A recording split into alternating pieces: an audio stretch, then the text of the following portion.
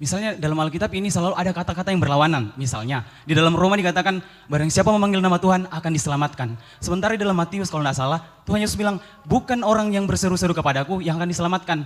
Pak Pendeta, saya ingin sampaikan bahwa terkadang yang membuat kita kurang bersemangat baca Alkitab karena kita tidak mampu untuk mengerti dan menafsirkan dengan baik. Untuk Alkitab ditulis bukan zaman kita, itu zaman dulu. Kitab Kejadian saja misalnya ditulis dari 1500 sebelum Masehi. Kalau 1500 sebelum Masehi, dari Masehi, tahun Masehi sampai kita ini sudah 2000, berarti 1000, itu kira-kira 3500 sampai 3600 tahun yang lalu. Teks 3600 tahun yang lalu, kalau kita paham sekarang, ada banyak hal kita tidak bisa paham. Ditulis bukan zaman kita. Kedua, ditulis bukan dalam kebudayaan kita. Itu budayanya orang lain. Maka ada banyak hal yang terkait budaya yang kita tidak tahu.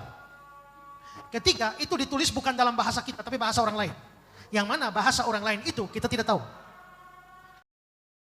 Assalamualaikum warahmatullahi wabarakatuh. Masih kembali di channel saya. Terima kasih kepada teman-teman masih setia menonton, mendukungnya agar konten dari channel ini. Tentunya kita sudah mendengarkan bagaimana pertanyaan ini diajukan kepada Pendeta Esra Soru. Dan pertanyaannya cukup menarik. Jemaatnya mengatakan, gara-gara ayat Alkitab ini bertentangan, kami jadi malas membaca ayat-ayat Alkitab ini. Karena si A tidak cocok dengan si B tidak cocok dengan si C tidak cocok dengan si D. Mana yang harus kami percaya?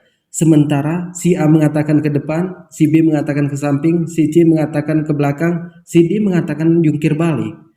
Kemudian, kalau kita membahas ayat-ayat Alkitab ini, di mana ayat-ayat Alkitab ini tidak cocok dengan ilmu pengetahuan, bertentangan dengan ilmu pengetahuan, bahkan tidak setuju dengan ilmu modern, bertentangan dengan sains, teknologi, meteorologi, berbeda dengan Al-Quran. Di dalam ayat Alkitab dikatakan bahwa fungsi gunung itu untuk menahan goncangan gempa. Kalau fungsi gunung untuk menahan goncangan gempa, otomatis orang yang tinggal di pegunungan tidak pernah merasakan gempa. Tapi dikatakan di dalam Al-Quran, fungsi gunung itu untuk menyetabilkan bumi, karena itu adalah pasak bumi. Jadi kepada teman-teman di sini, jangan kemana-mana dulu, silahkan nonton sampai selesai agar kita tidak gagal paham. Tapi sebelum kita lanjutkan, silahkan dukung channel ini dengan cara tekan tombol subscribe-nya, bunyikan tanda loncengnya, dan silahkan dibagikan videonya. Selamat menyaksikan.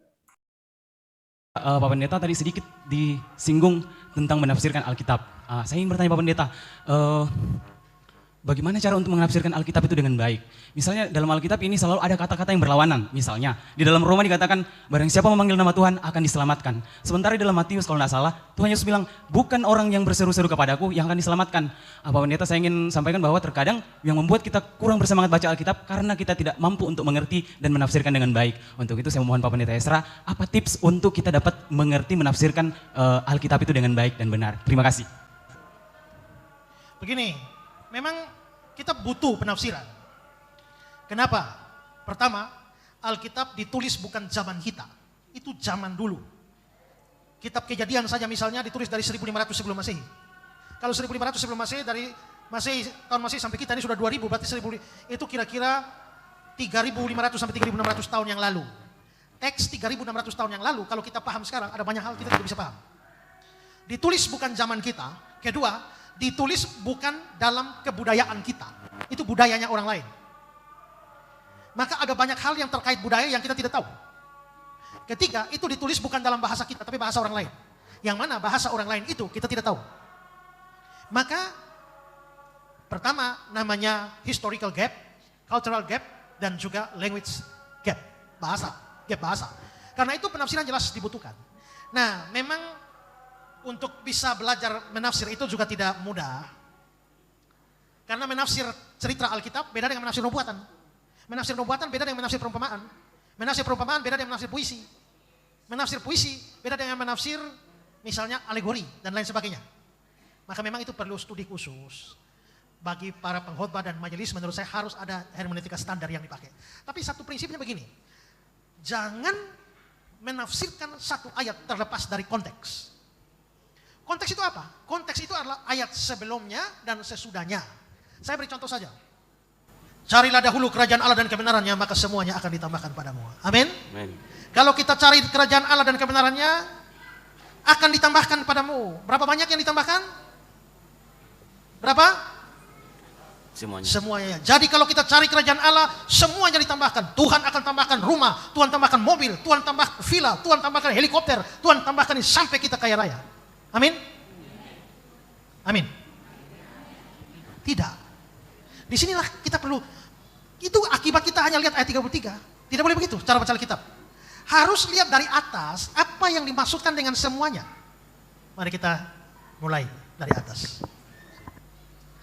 Karena itu aku berkata padamu, jangan khawatir akan hidupmu, akan apa yang kamu makan, ya, kamu minum, ya, dan kamu pakai. Ini masalah makan, masalah minum, masalah pakai. Terus ada pakaian, ada makanan. Terus burung-burung di udara yang diberi makan. Terus mengapa kamu khawatir akan pakaian? Kita sudah mendengarkan bagaimana penjawaban dari Pendeta Esra Soru. Sampai Pendeta Esra Soru ini membahas penyalinan ayat-ayat Alkitab sudah beberapa ribu tahun yang lalu.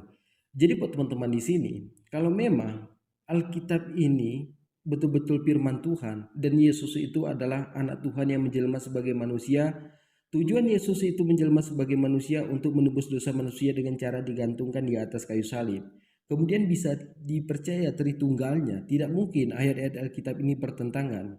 Karena di dalam ayat-ayat Alkitab ini ada Yesus mengatakan, aku ini hanya utusan kepada domba-domba yang tersesat dari kaum Bani Israel. Tidak ada satupun Yesus mengatakan bahwa dia ini Tuhan. Kemudian Yesus mengatakan bahwa dia ini tidak setara dengan Bapa. Artinya Yesus ini adalah utusan. Kemudian kalau kita kaji secara ilmu pengetahuan, di dalam ayat-ayat Alkitab ini banyak sekali ayat-ayatnya yang bertentangan dengan ilmu pengetahuan. Bukan hanya bertentangan antara ayat aja, tapi bertentangan dengan ilmu pengetahuan. Di mana dikatakan di dalam ayat Alkitab bahwa bumi ini mengapung di atas air, langit ini punya tiang. Kemudian dikatakan di dalam Alkitab, singa ini makan jerami, ular makan debu. Itu hanya sebagian kecilnya saja yang kita contohkan. Tapi masih banyak sekali, mungkin ribuan ayat-ayat Alkitab bertentangan dengan ilmu pengetahuan, mungkin ratusan ayat-ayat itu bertentangan antara A dengan si B. Jadi buat teman-teman di sini, mereka mengatakan bahwa Yesus itu adalah Tuhan, kemudian Yesus ini adalah firman Tuhan. Tapi kenapa bisa bertentangan antara ayatnya sementara Yesus tidak pernah mengakui dirinya Tuhan? Ini hanya akal-akalan pendeta untuk menarik perpuluhan. Mungkin cukup sekian, semoga bermanfaat. Assalamualaikum warahmatullahi wabarakatuh.